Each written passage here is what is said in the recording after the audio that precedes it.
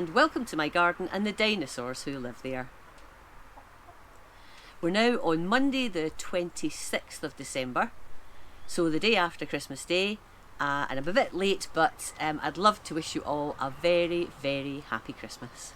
I hope you had a great day yesterday and you're just enjoying a relaxing, or however best you can enjoy, the 26th. Here in the UK, we call the 26th of December Boxing Day. And I know it's not Boxing Day throughout the world. So for any of you that don't know what Boxing Day is, it was traditionally a day in the UK and the Commonwealth where gifts were given to servants, to tradespeople, to poor people. I guess that's why the term Boxing Day came about.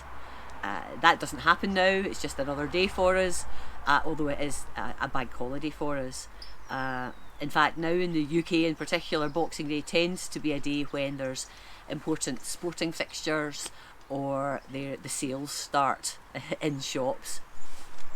Although this year it is a little bit different, I think, because there was a lot of talk in the run-up to Christmas about certain shops, large supermarkets and so on, not opening on Boxing Day so that their staff could get the Boxing Day 26th of December off. Because of course, for everyone that has time off and wants to go out and do shopping, there's the poor folk that work in the shops that have got to actually get out of the beds and get to work. So I don't think there's going to be as many shops and people flocking into the city centres and so on to do shopping.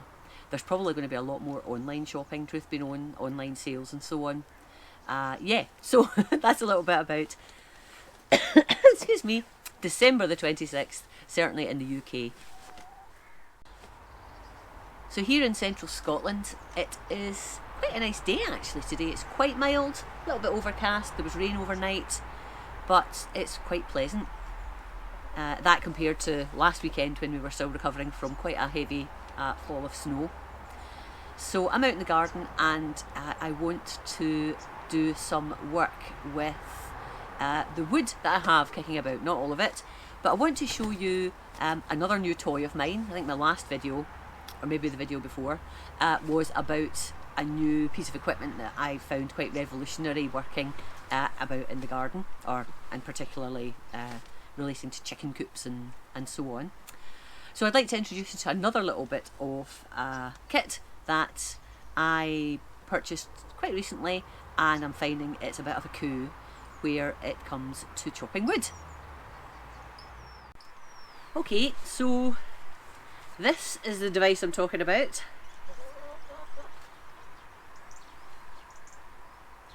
It is metal, and basically there's a circular area there to enclose a log, and then there's this blade just running down here. You can see it maybe better like that. And then there's the base, and there's actually holes. There's some holes if you want to secure this to maybe a tree stump or something like that, although you don't have to. So what this is designed for is to help you make kindling without the use of an axe. Now, I'm not averse to having a little axe and making kindling, but this looked really sort of super easy.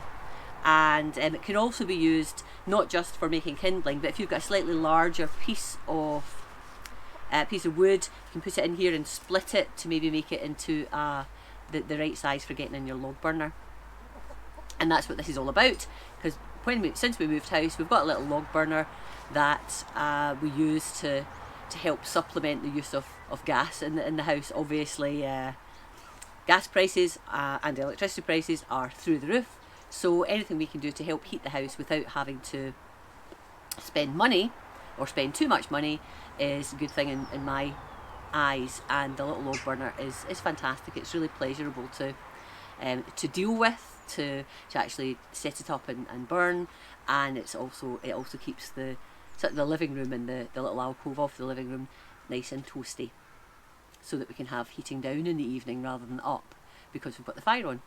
And in fact, yesterday Christmas Day, we were in all day and we had a really cosy day. I actually set the fire when I got up about 6 o'clock, and we kept it burning all day, and it sort of finally probably fizzled out after we went to bed in the night time. And it was fantastic. Nice and cosy, very Christmassy, very wintry, you know, sort of makes you feel nice and cosy just watching the flames and so on. So I think anyone that's got a log burner or an open fire will agree that they're lovely to sit and watch and get toasty with.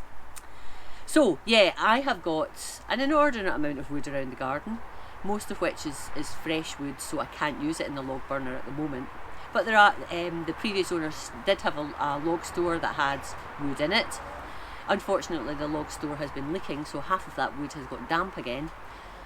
So I'll need to address that. But the other half is dry, and I've been using it in the log burner. I've been supplementing it with stuff that I have bought, unfortunately. Well, it's not bad that I've been supplementing it, but yeah, I've had to buy it. Yeah, so I do have, next year I'll have tons of wood to burn in the winter time, and I'll be doing lots more videos and so on, showing you how I'm gearing up to be able to get my wood chopped and stored and cured for next year.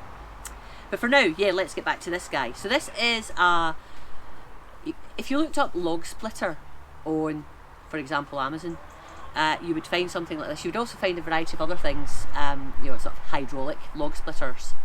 More on that later. But log splitter or kindling splitter or whatever, you'll probably find a variety of these. This was sort of, some of them can be quite pricey, maybe upwards of, you know, £80, and others are cheaper, maybe £20.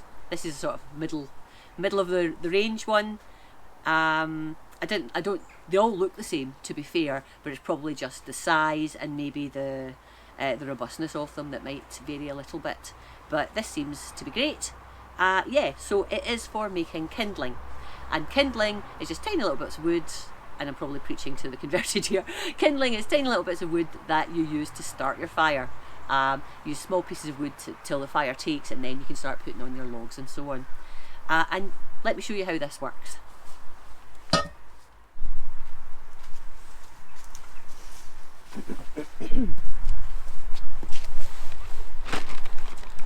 So I've got my log splitter here.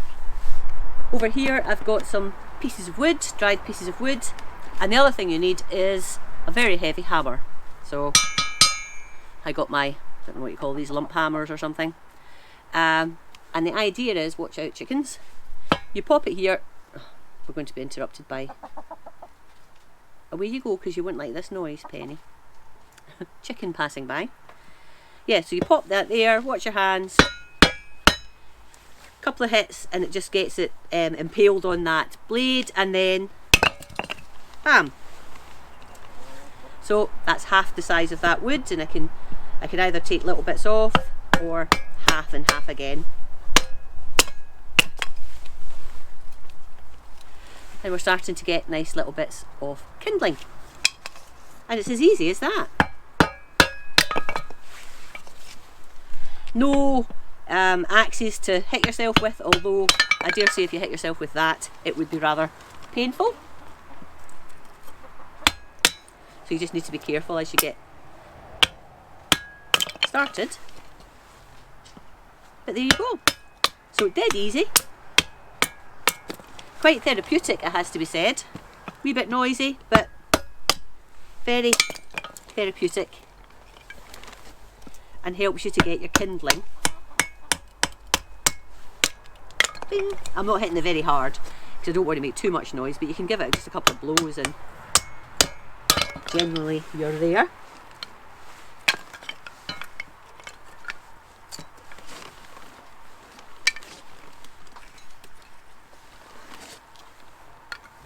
And you start to get your little pile of kindling. And this is good to do on days such as this, where it's nice mild weather, or obviously through the year when you fancy a little bit of therapy, mindfulness even, because you're just focusing in on chopping wood, being a woods person, and for a city gal, this is just about as close I get to being a woods person. And you can see just from that one piece of wood, we've already got a nice bunch of kindling. I've got more to do, and I'll carry on, and I'll be quite happy just making kindling.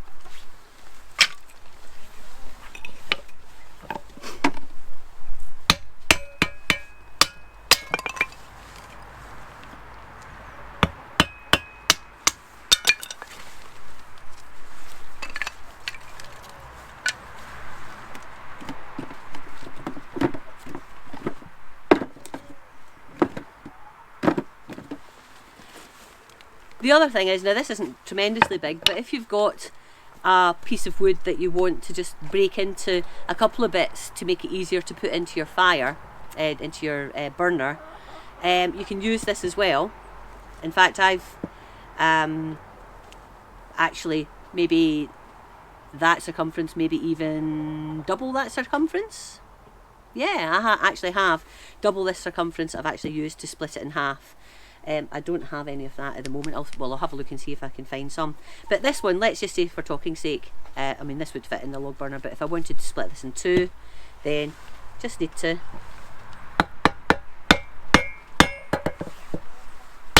do that. So that's me got some slightly smaller pieces of woods, some kindling, so you can just sort of suit yourself to get the size of wood that you're looking for. Okay, so I've just found this bit of wood. It's actually a bit damp. This was one that was in the log store that I think originally was dry but has got a bit damp, and it's a bit of a funny size, and I could use maybe a larger log splitter to deal with this, but let's just see if this little one will do it. I'll probably have to belt it a few times, so let's see.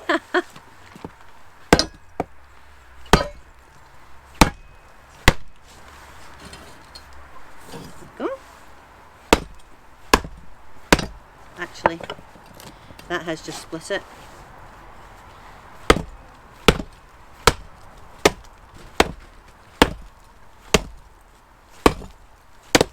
Making a bit of a mess of that because it's a funny shape. That's it.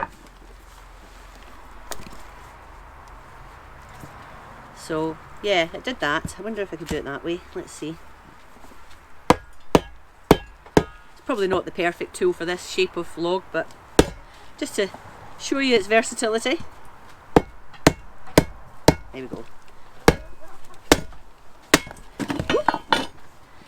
It's also quite good if you're if you're in a bad mood and you want to take it out on something. There